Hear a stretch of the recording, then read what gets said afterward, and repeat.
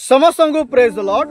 आदि पुस्तक 3 अध्याय रे आदम ओ हवा परमेश्वर आज्ञा लंघन कले, परमेश्वर विरुद्ध रे गले आ परमेश्वर शत्रु हो गले।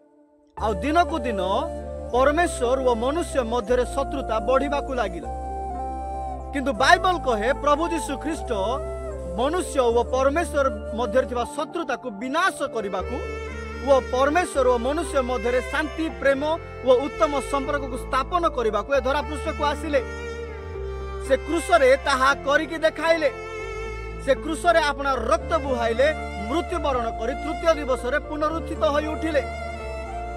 आ बाइबल कहे जे माने ताहांको ग्रहण कले, ताहांको नाम रे विश्वास कले, से माननकु ईश्वरंकर संतान हेबार अधिकार देले। तो आपण परमेश्वर वो आपणक मध्य थिबा शत्रुता को किपरि विनाश करि पारिबे?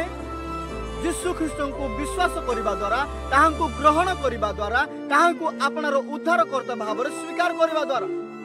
यीशु को ग्रहण करंतु, विश्वास करंतु वो आपणार उद्धारकर्ता रक्षाकर्ता भाव स्वीकार करंतु, ग्रहण करंतु, ताहले आपण परमेश्वरंकर संतान हेबार अधिकार पाई पारिबे आ आपण स्वर्ग राज्यर अधिकारी होई पारिबे। प्रभु प्रत्येक को आशीर्वाद करो।